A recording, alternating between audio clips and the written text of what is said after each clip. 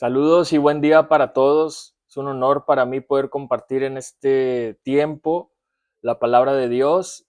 Y bueno, y es que la semana pasada estudiamos uno de los eventos más extraordinarios de las Escrituras, como lo es la transfiguración de Jesús.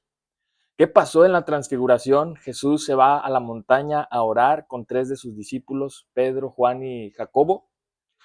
Y es en ese momento en el que Dios, el Padre, quiere fortalecer a Cristo justamente porque se avecina la cruz. Los discípulos era necesario que fortalecieran su fe en cuanto al Mesías. Y bueno, es un momento de mucha devoción, sobre todo porque vemos la majestad, vemos la gloria de Cristo en ese momento reflejada de una forma impresionante. Entonces Dios reafirma una vez más la identidad de Jesús. Los discípulos habían dicho, lo habían identificado como el Hijo de Dios, el Cristo, y justamente Dios viene a reafirmar su identidad, su misión, y al mismo tiempo prepara su corazón para lo que ha de venir y fortalece la fe de los discípulos. En ese momento se escucha una voz del cielo que dice: este es mi Hijo amado, estoy muy complacido con él, escúchenlo. Y vimos que escuchar a Jesús significa comprender, pero también aceptar esa verdad, que Él es el Hijo de Dios. Obviamente debemos dejar que su mensaje, debemos dejar que su ejemplo guíen nuestras vidas. Y la clave está en poner toda nuestra confianza en Jesús. En lugar de poner nuestra confianza o de centrarnos en otras personas, en otras figuras o en otros conceptos que no son Cristo, y obviamente reconocer que toda la escritura eh, afirma o apunta a Cristo, quien es nuestro Señor, quien es nuestro Salvador, y es quien nos lleva al camino de la gloria. Entonces, al mismo tiempo, escuchar a Jesús es escuchar la voz de Dios, la única que tiene el poder de transformar, guiar nuestros corazones hacia toda la verdad y hacia la vida eterna. Ahora bien, ¿qué ocurrió después de la transfiguración? Hay dos cosas que hoy vamos a estudiar, y entendiendo que esto es lo que viene después, podríamos decir que estas son lecciones de la transfiguración. Si nosotros en ese momento nos pusiéramos en el lugar de los discípulos, seguramente no quisiéramos bajar de la montaña, no quisiéramos que ese momento extraordinario terminara, porque era un momento sublime, majestuoso, era estar frente a la presencia de Jesús como Dios en su manifestación gloriosa. Quisiéramos estar ahí todo el tiempo. Recuerden ahí que aparece Elías, que aparece Moisés, luego se escucha la voz del Padre, de esos momentos sublimes que no quisiéramos que terminaran y no quisiéramos volver a la normalidad. Yo creo que si tuviéramos la posibilidad de tener esta experiencia, probablemente nos negaríamos a bajar de la montaña. Y sin duda, eso estaba en el corazón y en el pensamiento de los discípulos cuando descendían del monte. Habían visto con sus propios ojos la majestad y la gloria de Jesús, y por nada del mundo querían bajar de ahí. Pero tuvieron que empezar a descender tarde o temprano. Y yo no sé si te ha pasado, pero hay momentos de intimidad, de serenidad, de paz, de cercanía con Dios que quisiéramos que nunca terminaran. Y eso era lo que estaba pasando ahí con los discípulos. Pero definitivamente hay una realidad. Ellos tienen que regresar a su vida cotidiana. Entonces, el monte de la transfiguración siempre nos encanta más que el ministerio cotidiano o el camino hacia la cruz. Pero el monte de la transfiguración nos es dado solamente para proveernos de fuerzas para el ministerio de la cruz, para el ministerio cotidiano. Es decir, las experiencias que nosotros tenemos con Dios, nuestro tiempo devocional con Dios, donde la misma presencia de Dios la podemos experimentar a través de la oración, a través de la meditación de su palabra. Son momentos que Dios nos da justamente para preparar nuestra fe, para fortalecer nuestra fe, para producir convicciones en nuestros corazones y para capacitarnos, para que nosotros podamos enfrentar lo que viene en nuestras vidas, ¿no? En la vida cotidiana de una manera correcta, con sabiduría. Y obviamente, para que nosotros podamos llevar vidas santas, puras, como Dios espera que nosotros tengamos. Por eso era necesario descender del monte. O sea, no iban a quedarse ahí todo el tiempo. Ellos tenían que hacerle frente a la realidad. Y entonces al bajar del monte se encuentran con una realidad poco deseable. Es decir, vuelven a la normalidad o como decimos, vuelven a la realidad y en ese momento ellos debían recibir una lección muy importante de fe de parte del Señor. Fíjense el contexto que nos da aquí el capítulo 17. Dice, cuando llegaron a la multitud, un hombre se acercó a Jesús y se arrodilló delante de él y dijo, Señor, ten compasión de mi hijo. Le dan ataques y sufre terriblemente. Muchas veces cae en el fuego o en el agua. Se lo traje a tus discípulos, pero no pudieron sanarlo. Ah, generación incrédula y malvada, respondió Jesús. ¿Hasta cuándo tendré que estar con ustedes? ¿Hasta cuándo tendré que soportarlos? Tráiganme acá al muchacho. Jesús reprendió al demonio, el cual salió del muchacho, y éste quedó sano desde aquel momento. Después los discípulos se acercaron a Jesús y en privado preguntaron, ¿por qué no pudimos expulsarlo? Por la poca fe que tienen, respondió. Fíjense, Jesús estaba eh, haciéndoles ver a los discípulos que incluso después de haber visto la majestad de Jesucristo, ellos tenían muy poca fe. Les dice después, les aseguro que si tuvieran fe tan pequeña como una semilla de mostaza, podrían decirle a esta montaña, trasládate de aquí para allá, y se trasladaría. Para ustedes nada sería imposible. Entonces, una vez bajan de la montaña, ya estando en el valle, empiezan a recibir una lección respecto a su fe. Pero antes de que eso ocurriera, antes de que viniera este padre desesperado para que sanara Jesús a su hijo, lo había llevado con sus discípulos no supieron cómo responder. Antes de que eso sucediera, mientras descendían de la montaña, Jesús tenía que enseñar a sus discípulos. ¿Cuál es el tema en cuestión? ¿Qué tenía que enseñar Jesús a estos hombres que lo seguían? Que era necesario que Él fuera a la cruz. Y todo gira en torno al mismo tema. Si se fijan, desde todo el capítulo 16 hemos venido hablando de este tema recurrente. Se ha venido tratando desde ese momento. Jesús comienza a preparar a sus discípulos de que era necesario que Él fuera entregado en manos de los líderes religiosos y que finalmente resucitaría al tercer día. Pero ellos tenían que entender que tenían que tener cuidado al momento de proclamar quién era Jesús o más bien de proclamar anticipadamente algo que estaba reservado para después de la resurrección. Veamos el texto que vamos a estudiar el día de hoy en el versículo 9 al 13. Dice, mientras bajaban de la montaña, Jesús les encargó, no cuenten a nadie lo que han visto hasta que el Hijo del Hombre se levante de entre los muertos. Entonces los discípulos preguntaron a Jesús, ¿por qué dicen los maestros de la ley que Elías tiene que venir primero? Sin duda Elías vendrá y restaurará todas las cosas, respondió Jesús. Pero les digo que Elías ya vino y no le reconocieron, sino que hicieron con él todo lo que quisieron. De la misma manera va a sufrir el Hijo del Hombre a manos de ellos. Entonces entendieron los discípulos que les estaba hablando de Juan el Bautista. Hay dos lecciones que vemos aquí que son muy claras y la primera lección es directamente de parte de Jesús.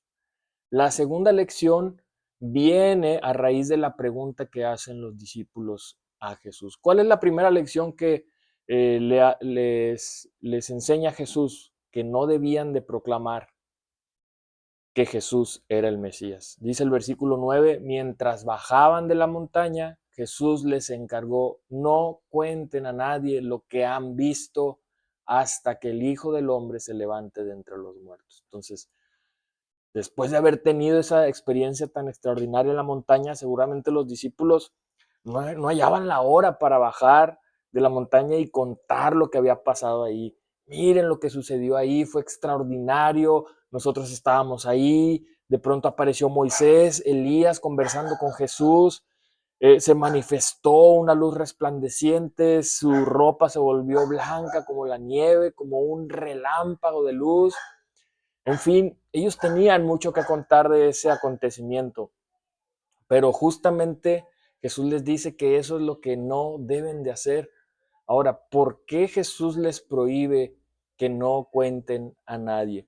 Esto se asemeja mucho a lo que vimos en el capítulo 16, una vez que Pedro dice, tú eres el Cristo, el Hijo del Dios viviente, es decir, Pedro lo identifica como lo que es en verdad. Y dice el versículo 20 del capítulo 16 que Jesús ordenó a sus discípulos que no dijeran a nadie que Él era el Cristo. Es decir, esta es la segunda ocasión en la que Jesús hace esta prohibición. ¿Por qué prohíbe Jesús esto? Recuerden que Jesús le pregunta a sus discípulos, ¿quién dice la gente que soy yo? Y la gente no entendía quién era Él. O sea, unos pensaban o creían que era Juan, otros que era Elías, otros que era Jeremías o uno de los profetas. Luego le pregunta a ellos, ¿quién dicen ustedes que soy yo? Pues Pedro dice bien, tú eres el Cristo, el Hijo del Dios viviente, identificándolo correctamente. Y Jesús les dice, no le digan a nadie que yo soy el Mesías. Ahora, en dos ocasiones más Jesús se presenta a dos personas como el Mesías. Una es la mujer samaritana en Juan 4 y el otro es el ciego de nacimiento en Juan capítulo 9.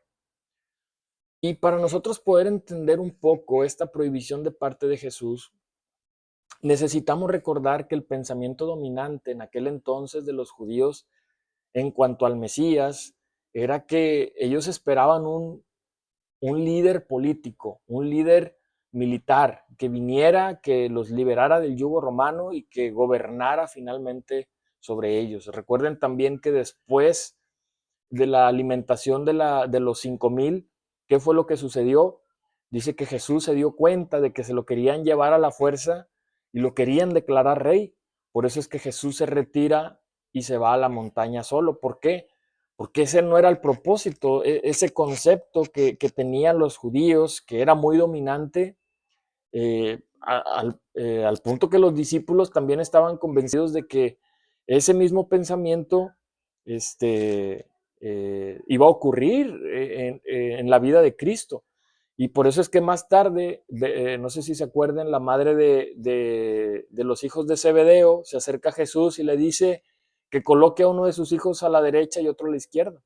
Es decir, que los colocara en su reino. Incluso los mismos discípulos le preguntan, ¿quién será el mayor en el reino? Y pues bueno, finalmente era lo que ellos pensaban. Incluso en Hechos 1, antes de que Jesús ascendiera al cielo, los discípulos le dicen, Señor, ¿es ahora cuando vas a restablecer el reino? Entonces, aún en ese tiempo seguían pensando en un Mesías político, en un Mesías libertador. No habían entendido los tiempos, como Jesús dice ahí, de lo que significaba, cuál era su misión como Mesías y cómo iba a actuar. Obviamente el Mesías iba a actuar como un libertador, pero un libertador espiritual. Entonces, recordemos que Jesús en esta primera venida vino como un cordero, como en sacrificio, pero en su segunda venida las escrituras nos enseñan que vendrá como un rey. Apocalipsis dice que vendrá como un león, vendrá poderosamente, pero en su segunda venida es cuando va a ocurrir eso, cuando Él reinará, cuando Él finalmente gobernará eternamente. En su primera venida, Él no vino a restaurar el reino de Israel como ellos esperaban, sino que Él venía a buscar y a salvar a aquellos que se habían perdido. Ahora, ¿cómo se relaciona esto? ¿Por qué te lo comparto? Porque precisamente a los discípulos eh, les costaba entender que Jesús tenía que morir. ¿Cómo es que vas a morir si tú eres el Mesías? Ahora, estaban seguros de que Él era el Mesías por lo que habían pasado en esa experiencia tan gloriosa en la montaña, de tal manera que ellos no tenían dudas de que Él fuera el Mesías. Lo que ellos tenían duda era por qué el Mesías tiene que morir. Y seguramente eso era lo que daba vuelta en la cabeza de los discípulos una y otra vez. No concordaba con su concepto que ellos tenían de lo que el Mesías iba a hacer o lo que iba a ocurrir en su ministerio. ¿Cuál era el peligro de este pensamiento que ellos tenían respecto al Mesías? El peligro era que ellos iban a proclamar a Jesús como el Mesías sin saber ni entender quién era y cuál era su misión verdaderamente. Entonces, si ellos lo hacían, si ellos iban a proclamar esto, iban a estorbar un hecho significativo como lo es la cruz.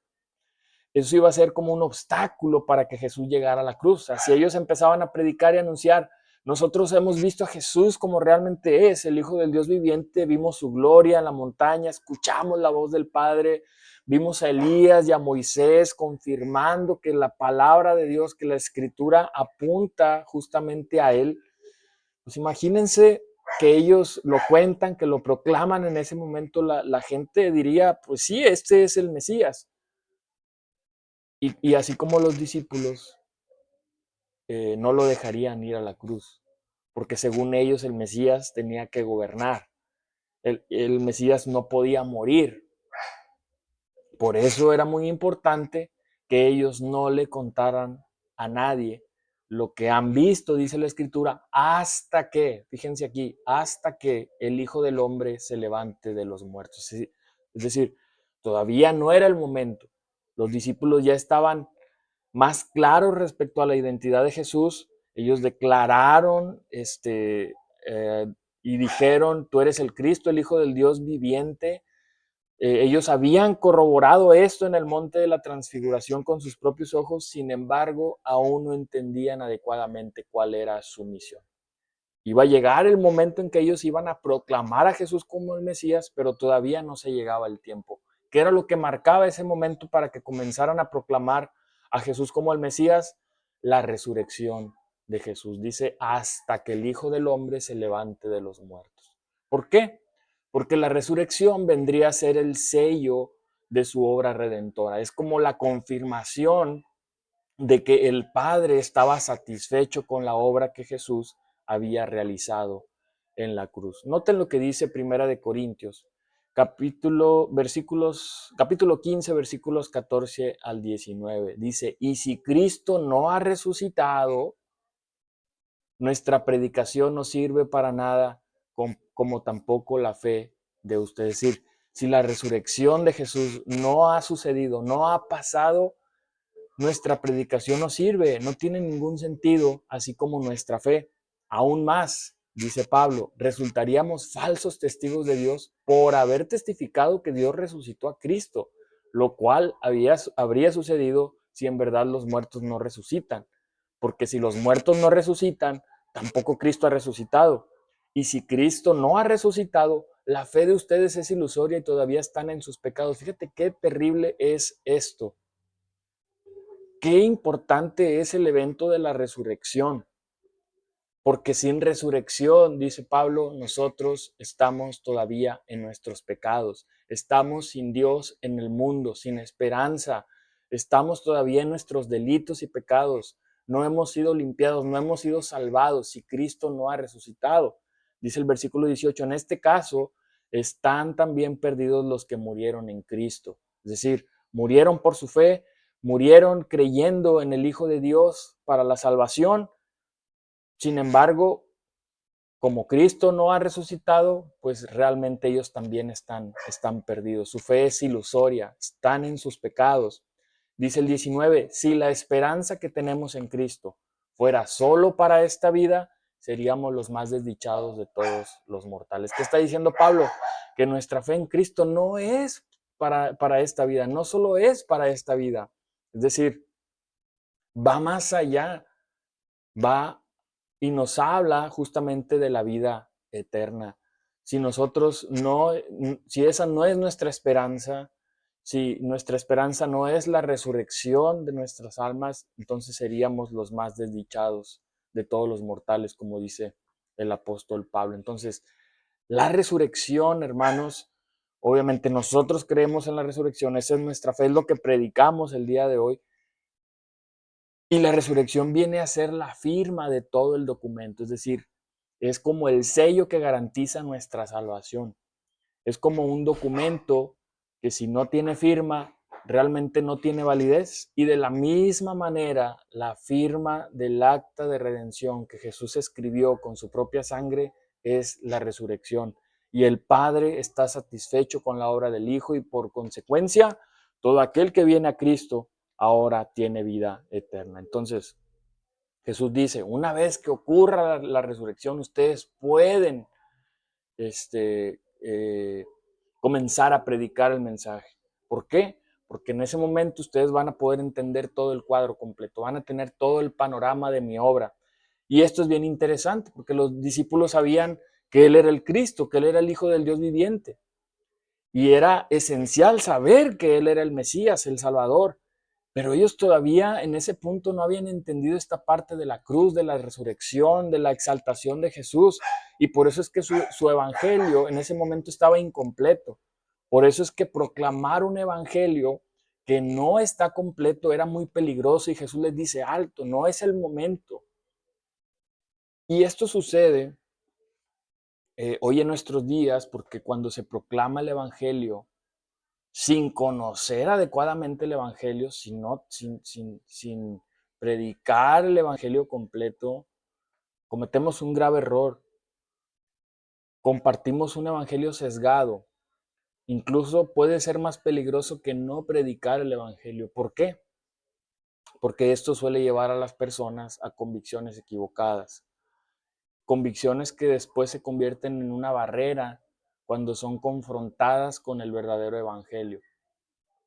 Por ejemplo, a muchos hoy en día se les ha enseñado que ellos van a ir al cielo por algo bueno que ellos hicieron. Sin embargo, eh, estas personas tienen esa fe de que van al cielo, pero es falso. ¿Por qué? Porque ¿cuál es la evidencia de que una persona es un verdadero creyente? No solo que creyó un día o porque hizo algo bueno, sino que sigue creyendo, que está siendo transformado constantemente en su vida. Esa es la verdadera esencia, la evidencia de un discípulo. Ahora, imagínense una persona, por ponerte un ejemplo, viene a la iglesia, se emociona, llora, como que realmente ha sido impactado por el Evangelio, pero esa persona no tiene ningún cambio en su vida, no es transformada. Y cuando es confrontada, se hace un llamado al arrepentimiento, dice, pero ¿cómo me dicen eso si yo ya me entregué a Cristo? Sí, pero todos los fines de semana estás cayendo en inmoralidad. No, pero si la salvación no se pierde, yo ya me entregué a Cristo, por eso soy salvo. No importa lo que yo haga, yo estoy en Cristo. Entonces, ¿se fijan cómo hay una barrera? Hay un evangelio incompleto. ¿Por qué digo que está incompleto? Porque no se le ha permitido a esta persona darse cuenta de su propia realidad espiritual. Y entonces eso trae consecuencias fatales, porque esa persona finalmente está cerrada al verdadero evangelio y cuando alguien le dice, tu condición está perdida delante del Padre, inmediatamente dice, es que no puede ser. ¿Cómo si yo ya soy un creyente? Es decir, hay una barrera que no permite que el verdadero evangelio penetre en su corazón. Cuando han recibido un evangelio incompleto, es muy difícil que una persona pueda después recibir el verdadero evangelio. Por eso Pablo dice a los Gálatas, capítulo 1, 7 al 9, no es que haya otro evangelio, porque obviamente no hay otro evangelio, solamente hay una buena noticia, la buena noticia de que Cristo murió y resucitó por nuestros pecados. Dice, sino que ciertos individuos están sembrando confusión entre ustedes y quieren tergiversar el evangelio de Cristo. Ese es el gran problema. Hay un solo evangelio, sin embargo, hay mucha confusión. Se está sembrando confusión entre las personas y tergiversan el evangelio verdadero. Dice, pero aun si alguno de nosotros o un ángel del cielo les predicara acerca de unas buenas noticias distintas de las que hemos predicado, que caiga bajo maldición. Qué terrible esto, ¿no? Ahora, ¿por qué te comparto esto? No sé si están entendiendo aquí la aplicación, pero es muy complejo cuando nosotros no entendemos el verdadero evangelio.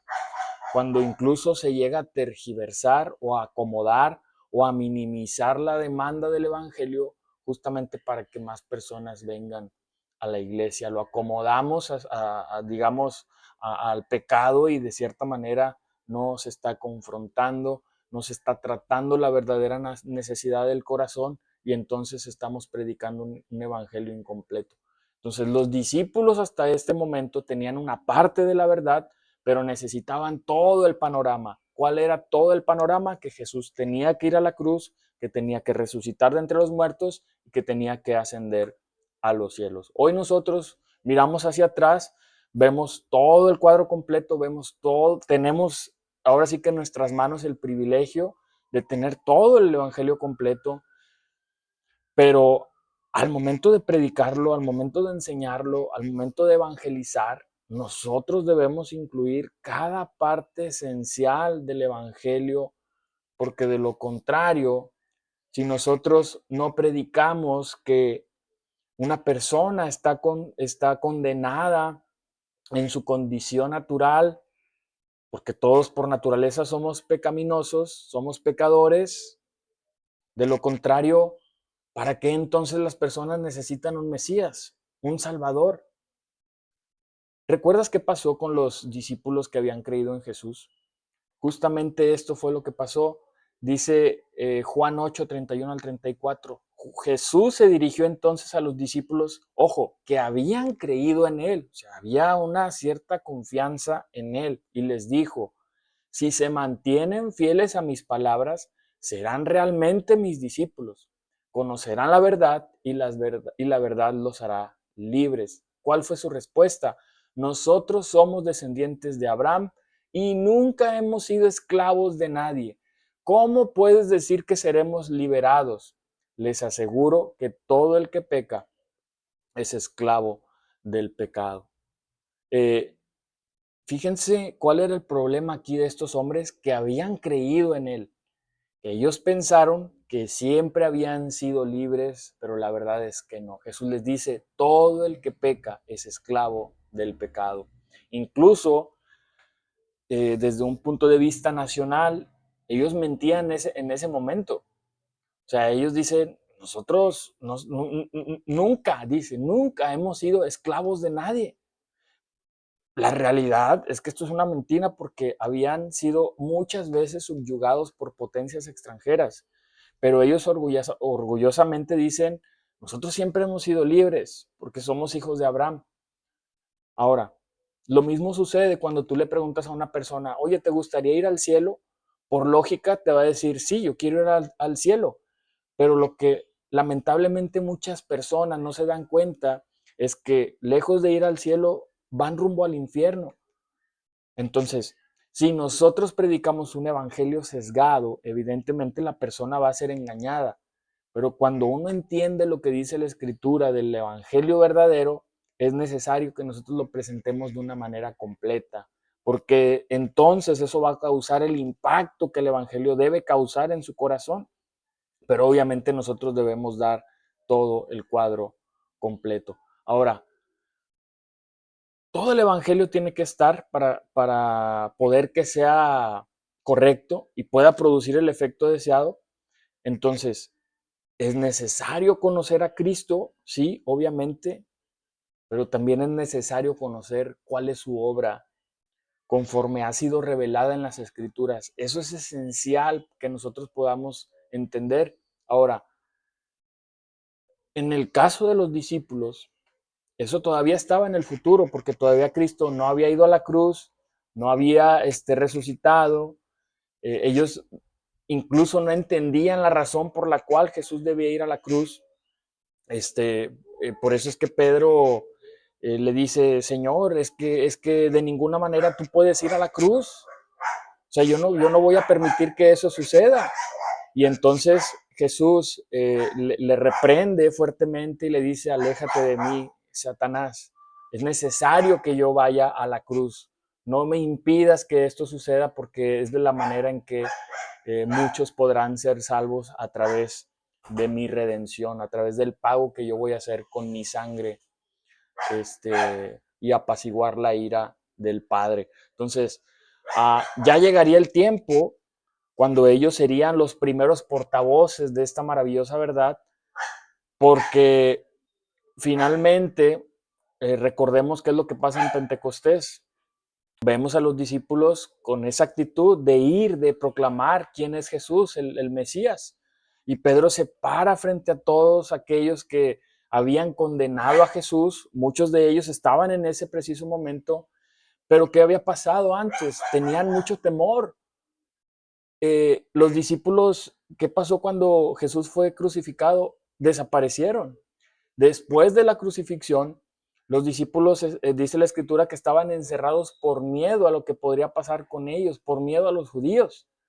Pero después de la resurrección, después de que Jesús asciende al cielo, Pedro se para con plena autoridad, proclama el evangelio y notemos lo que incluye el evangelio que Pedro proclama. Dice: pueblo de Israel, escuchen esto. Jesús de Nazaret fue un hombre acreditado por Dios ante ustedes con milagros, señales y prodigios, los cuales realizó Dios entre ustedes por medio de él, como bien lo saben. Este fue entregado según el determinado propósito y el previo conocimiento de Dios, y por medio de gente malvada, ustedes lo mataron clavándolo en la cruz. Ahí está el mensaje esencial. Dios ha enviado a su Hijo según el determinado propósito, pero fue crucificado. Sin embargo, dice la escritura, Dios lo resucitó, librándolo de las angustias de la muerte, porque era imposible que la muerte lo mantuviera bajo su dominio. Entonces, ¿qué tenemos? El designio de Dios de enviar a su Hijo por plan divino, obviamente, para redimir a su pueblo, clavándolo en la cruz y después Dios resucitándolo.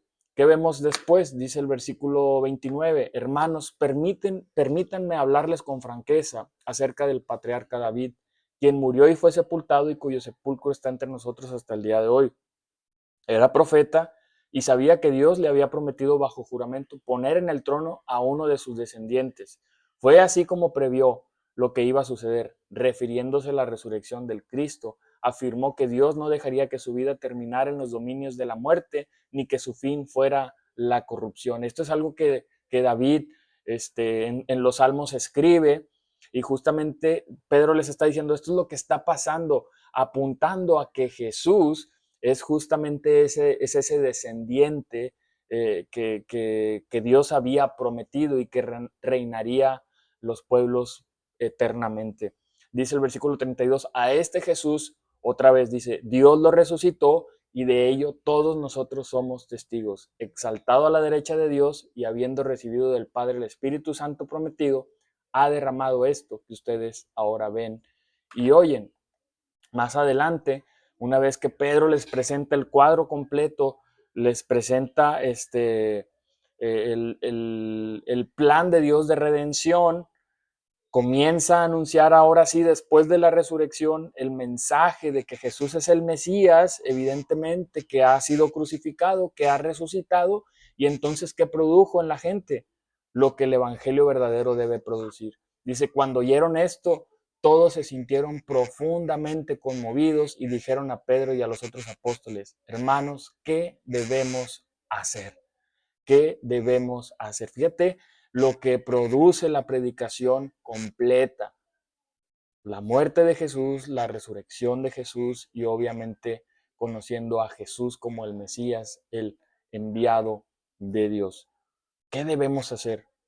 Ahora, ¿cuál es la respuesta de Pedro y de los apóstoles? Arrepiéntanse y bautícese cada uno de ustedes en el nombre de Jesucristo para perdón de sus pecados, contestó Pedro, y recibirán el don del Espíritu Santo. En efecto, la promesa es para ustedes, para sus hijos y para todos los que están lejos, es decir, para todos aquellos a quienes el Señor nuestro Dios llame. ¿Se fijan cómo ya hay en ese momento ya tenían todo el panorama completo?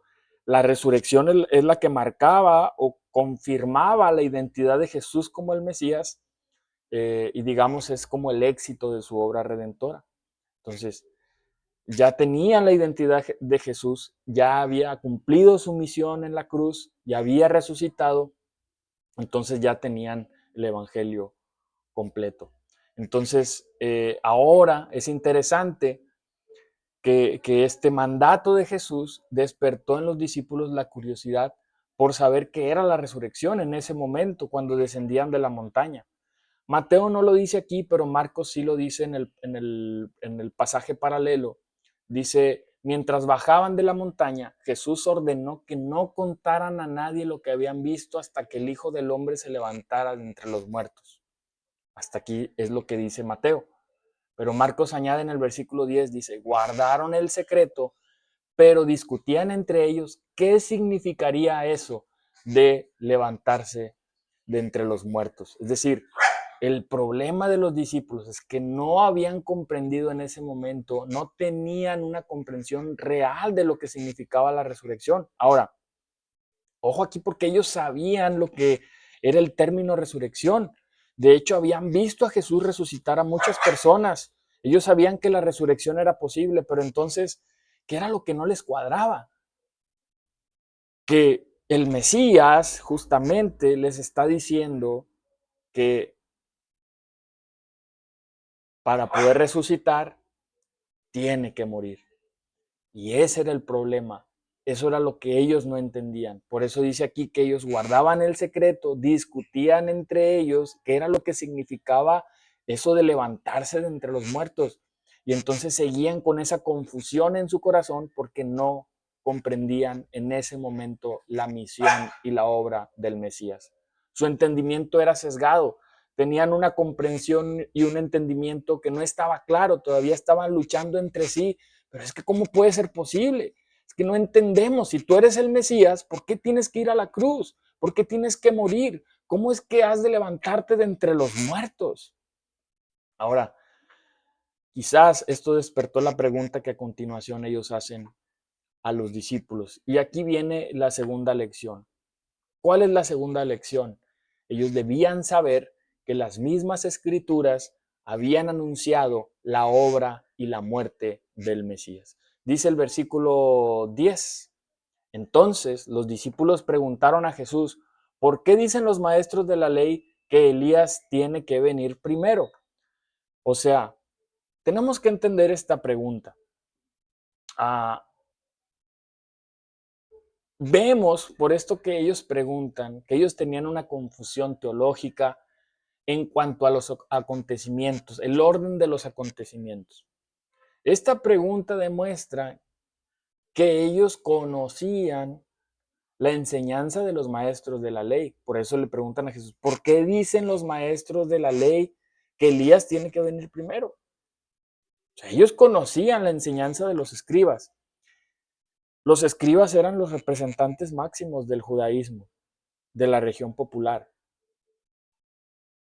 Y eso muestra que los discípulos de alguna manera habían sido influenciados por las interpretaciones de los escribas del Antiguo Testamento. Por eso es que hacen esta pregunta en este contexto. Ahora, ¿qué era lo que enseñaban los escribas? ¿Qué era, digamos, su pensamiento en cuanto a su interpretación de las escrituras? Dice la profecía en Malaquías 4, 5, 6. Estoy por enviarles al profeta Elías antes de que llegue el día del Señor, día grande y terrible. ¿Cuál era la misión de Elías antes de que llegara el día del Señor? Él hará que los padres se reconcilien con sus hijos y los hijos con sus padres. Así no vendré a herir la tierra con destrucción total. Entonces, podríamos decir que ellos hacían esta pregunta porque recién habían estado en el monte, habían visto a Elías y entonces no entendían muy bien por qué Elías tiene que venir primero antes que el Mesías, si ellos no habían visto el ministerio de Elías. O sea, lo vieron por un poco de tiempo hablando ahí con Jesús y con Moisés, pero Elías posteriormente desapareció, pero eso es todo. Entonces, ¿cómo es que se cumple la profecía? O sea, Elías todavía no ha venido a reconciliar a sus padres con sus hijos, como bien dice la profecía. Todavía no había preparado, digamos, el terreno para que entonces el Mesías pudiera actuar. Dice este comentario, poco a poco a la idea de la venida de Elías se iban agregando detalles. hasta que los judíos llegaron a creer no solamente que vendría Elías, sino que restauraría todas las cosas antes de la venida del Mesías, que él, digamos, haría que el mundo estuviera dispuesto para la llegada del Mesías. La idea era que Elías sería un reformador grande y terrible, que pasaría por el mundo destruyendo todo lo malo y enderezando todas las injusticias. El resultado era que tanto el precursor como el Mesías se concebían en términos de poder. O sea, ellos habían llegado a la conclusión de que el precursor era el que iba a enderezar todo con su poder y autoridad para que cuando el Mesías viniera, entonces todo estuviera preparado para recibirlo. Ahora, notemos cómo los escribas no estaban completamente equivocados en cuanto a la interpretación del Antiguo Testamento. ¿Cómo lo sabemos? Porque Jesús les dice en el versículo 11, sin duda Elías vendrá y restaurará todas las cosas, respondió Jesús. O sea, es verdad lo que los escribas están diciendo, pero cuidado, porque esta es solo una parte de la verdad, no era toda la verdad, y ahí es donde ellos estaban fallando. Y por eso es que los discípulos estaban confundidos, porque también ellos estaban viendo solamente una parte de la verdad. Ahora, en Marcos, Jesús añade algo que es muy, muy interesante. Dice, sin duda Elías ha de venir primero para restaurar todas las cosas. Es lo mismo que dice en Mateo. Y en Marcos se añade esto. Entonces, ¿cómo es que está escrito que el Hijo del Hombre tiene que sufrir mucho y ser rechazado? O sea, ¿qué es lo que está diciendo Jesús? Demuestra que Jesús conocía el corazón de los discípulos. Entonces, ellos estaban haciendo un énfasis en una parte con respecto a la venida de Elías como precursor, pero estaban ignorando algo bien importante, que así es como la escritura hablaba de eso. eh, También la escritura hablaba del sufrimiento y de la muerte del Mesías, pero eso ellos lo querían evitar. Ellos decían, ok, Elías ha de venir primero, preparará el terreno para la llegada del Mesías, pero ellos querían evitar a toda costa que la escritura también hablaba del sufrimiento y de la muerte del Mesías. Entonces Jesús insiste en que el Hijo del Hombre también debía sufrir mucho, como dice aquí, y ser rechazado. O sea, las mismas escrituras del Antiguo Testamento hablaban de esta realidad. Un ejemplo de ello es Salmo 22.1, donde David dice, Dios mío, ¿por qué me has abandonado? Las mismas palabras que Jesús dice cuando está colgado del madero. Todo Isaías 53 habla de todo lo que va a pasar con el Mesías, toda su pasión en cuanto a su ministerio en la cruz. ¿Por qué ignorar esa parte? ¿Por qué sustraer algo tan importante como la muerte del Mesías? O sea, notan cómo los escribas tenían una parte de la verdad, pero la parte más importante la dejaban de lado. Los escribas estaban en lo cierto cuando enseñaban que Elías debía ser el precursor del Mesías, sin embargo se olvidaron de algo más importante que las mismas escrituras anunciaban de antemano, el sufrimiento y la muerte del Mesías. Todos los textos referentes a esta verdad fueron pasados por altos por los escribas, y es por eso que Jesús les dice a sus discípulos, sin duda Elías vendrá y restaurará todas las cosas, pero les digo que Elías ya vino y no lo reconocieron, sino que hicieron con él todo lo que quisieron. De la misma manera va a sufrir el Hijo del Hombre a manos de ellos. Jesús les dice, Elías ya vino, pero no es el Elías que ustedes estaban esperando. Así como Jesús no era el Mesías que ellos estaban esperando de acuerdo a la percepción que ellos tenían del Mesías, el precursor que ellos estaban esperando no era el Elías, puesto que no lo reconocieron, sino que hicieron con él todo lo que quisieron, dice Jesús. Y esta es la tragedia. ¿Qué fue lo que pasó? Que Elías en realidad no era la misma persona, pero hizo la misma función. ¿Quién era ese Elías? Efectivamente, Juan el Bautista. Miren lo que dice Lucas 1:17.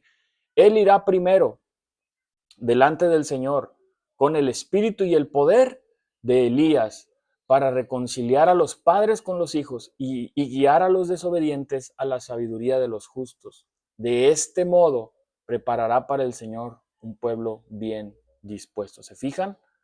Cómo la misma eh, profecía es lo mismo, la profecía que habla acerca del ministerio de Elías es lo mismo que Juan el Bautista vendría a hacer. Es lo mismo. Eso es lo que había profetizado Malaquías respecto a Elías. Entonces Juan era este Elías cumpliendo esta función específica con el espíritu y el poder de Elías. Jesús dijo también abiertamente, si quieren aceptar mi palabra, Juan es el Elías que ha de venir. Es decir, Juan, ¿quién es? El precursor del Mesías, el Elías prometido. La tragedia es que ellos no lo conocieron, lo desconocieron completamente como tal. De hecho, muchos sí lo reconocieron como un profeta. El pueblo en general decía, es un gran profeta, pero nunca lo identificaron como el precursor del Mesías. Y esa tragedia finalmente los llevó a no solamente rechazar al precursor, sino también al mismo Mesías, porque no entendieron, no tenían una comprensión adecuada de las cosas. ¿Cómo terminó Juan? Terminó en la cárcel, terminó decapitado. Como dijo Jesús, hicieron con él como quisieron. Incluso Juan era físicamente parecido a Elías por cómo se vestía, pero principalmente se parecía en su función que él venía a preparar al pueblo eh, para la llegada del Mesías. Ahora, ¿cuál era la predicación de Juan? El arrepentimiento, arrepiéntanse, el reino de los cielos está cerca. Incluso él mismo dijo que él no era el Cristo, él dijo que él bautizaba en agua y el que vendría después bautizaría en Espíritu Santo y fuego. Él dijo que no era digno de desatar la correa de sus sandalias. Es decir, Juan siempre fue consciente de que él era el precursor, pero Jesús era la persona a la cual debían apuntar. Jesús era la persona a la cual debían poner la vista, su mirada, sus vidas, pero rechazaron al precursor y obviamente rechazaron al Mesías. Y eso fue lo que pasó, esa es la tragedia. Por eso es que Jesús añade, de la misma manera que hicieron lo que quisieron con el precursor, con Juan el Bautista, va a sufrir el Hijo del Hombre a manos de ellos. ¿De qué habla Jesús? De su muerte. Otra vez Jesús habla de la cruz. Ven cómo su muerte en la cruz es el tema recurrente que Jesús quería enseñar a sus discípulos. Jesús debía ir a la cruz necesariamente. Así como despreciaron al precursor del Mesías, despreciaron también al Mesías. No lo conocieron. Y el Hijo del Hombre va a sufrir también en manos de ellos. El pueblo rebelde, como era el pueblo de Israel, siempre exigía la sangre del justo. Y la sangre del justo por excelencia, la sangre de Cristo, fue derramada eh, para la salvación. Ahora, eh, dice Jesús en el versículo 13, entonces entendieron los discípulos que les estaba hablando de Juan el Bautista. Ahora, ¿ellos comprendieron finalmente esto?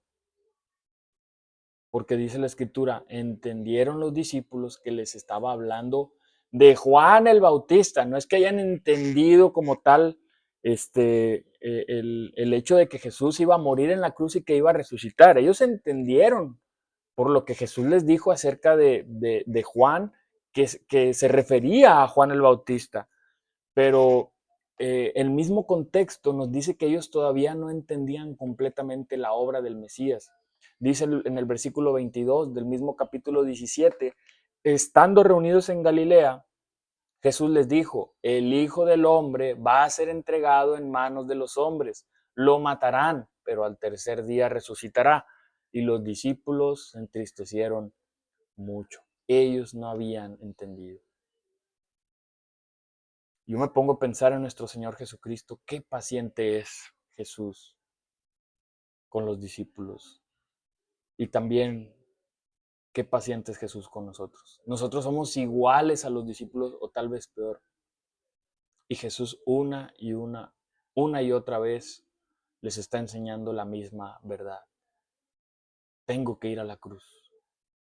Tengo que ir a la cruz. Si Jesús no iba a la cruz, no había esperanza para nadie. Y eso es lo extraordinario, hermanos, que cuando vemos la Escritura, nosotros vemos a Jesús en su corazón tenía marcada la cruz, porque sabía que la cruz era lo que iba a permitir la salvación de tantas personas. La cruz estaba en su corazón, era su oración, estaba en su mente, estaba en sus ojos, era su visión. Él sabía que tenía que ir a morir, por eso les dice a sus discípulos, es necesario que yo vaya y muera en la cruz para la salvación. Pero los discípulos decían, no puede ser, porque no podían aceptar el hecho de la cruz. ¿Cómo es que vas a resucitar? ¿Es que acaso tienes que morir? Hermanos, todo este contexto habla de lo mismo. El tema en cuestión es reiterativo por parte del Señor. ¿Por qué? Porque es el tema más importante de las Escrituras. Y por eso es que más adelante, después de que Jesús sana a este joven, donde le da una lección de fe a los discípulos, insiste nuevamente con el mismo tema. Y ahora, con el tiempo, cada vez se hace cada vez más y más evidente que la cruz está por llegar. Entonces, Jesús les dio dos lecciones a los discípulos bajando de la montaña. Antes de llegar al valle, donde tenían que enfrentar la realidad, lo que estaba pasando verdaderamente, la realidad de la gente, Jesús los capacita mientras descienden para que entonces puedan llevar a cabo su ministerio. Entonces, así como los discípulos necesitaban entender cada vez más la cruz, nosotros, hermanos, debemos entender cada vez más la cruz. Ese es el tema de la Biblia. A veces perdemos tiempo en muchas otras cosas, en detalles insignificantes que no tienen importancia, cuando en realidad, con solo el estudio de la cruz y las implicaciones que la cruz tiene para nuestras vidas, tendríamos suficiente tema para toda la vida. No necesitamos nada más. Ese es el gran tema. Ese debe ser nuestro placer como creyentes, poder estudiar la cruz de Cristo. Y hermanos, a través de este texto, a través de esta enseñanza, hay algunas aplicaciones prácticas y significativas para nuestra vida diaria. La primera de ellos es fortalecer nuestra intimidad con Dios. ¿A qué me refiero con esto? Los momentos en la montaña, los momentos de devoción delante de Dios, los momentos de oración, de cercanía, de meditación en su palabra, son tan necesarios para recargar nuestra fe, para obtener la sabiduría que necesitamos para enfrentar los desafíos cotidianos. ¿Hace cuánto que no vas a la montaña? ¿Hace cuánto que no subimos? Porque una de las cosas que son importantes es que para nosotros ser transformados, para nosotros ser cambiados, para alinearnos a la voluntad de Dios, lo primero que tenemos que hacer es ir a la montaña.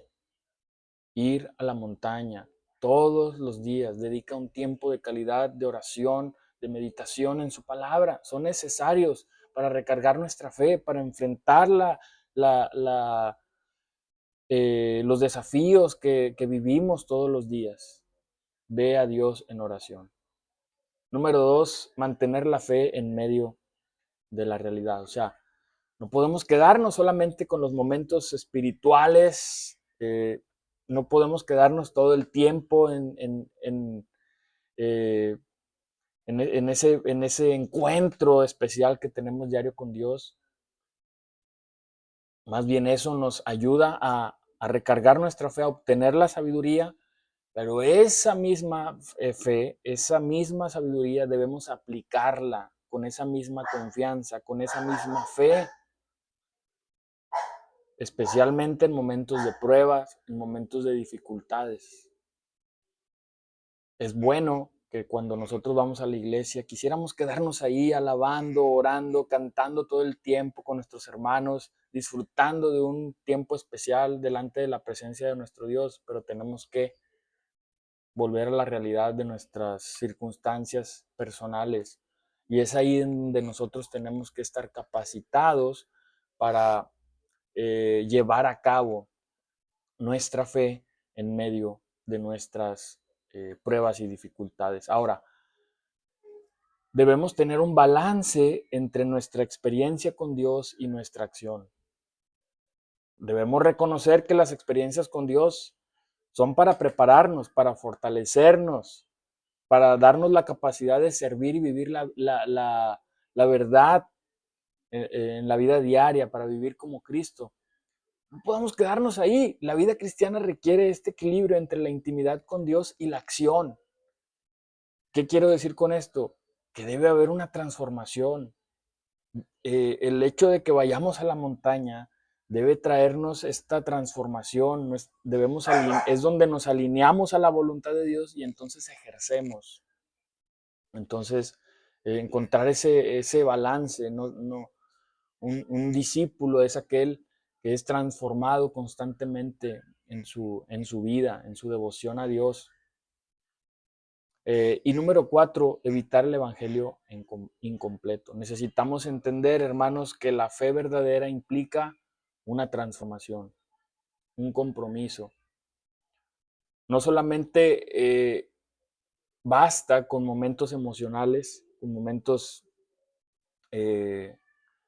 llenos del Espíritu de Dios. La fe requiere una entrega continua, confianza en la obra redentora de Cristo, con una visión integral del Evangelio. No nos quedemos como los escribas y los discípulos, con una parte de la Escritura, con aquello que sí nos conviene, pero aquello que no nos cuadra, o que no entendemos, o que nos cuesta trabajo, incluso arrepentirnos de nuestros pecados, entonces eso lo hacemos a un lado. La fe requiere una entrega continua, tener todo el panorama completo y nosotros poder entregarnos teniendo una visión integral del Evangelio a los pies de Jesús. Amén. Pues esto es lo que básicamente aprendimos el día de hoy. Espero que sea de mucha bendición para sus vidas. Que a Dios sea todo el honor y toda la gloria. Muchas gracias.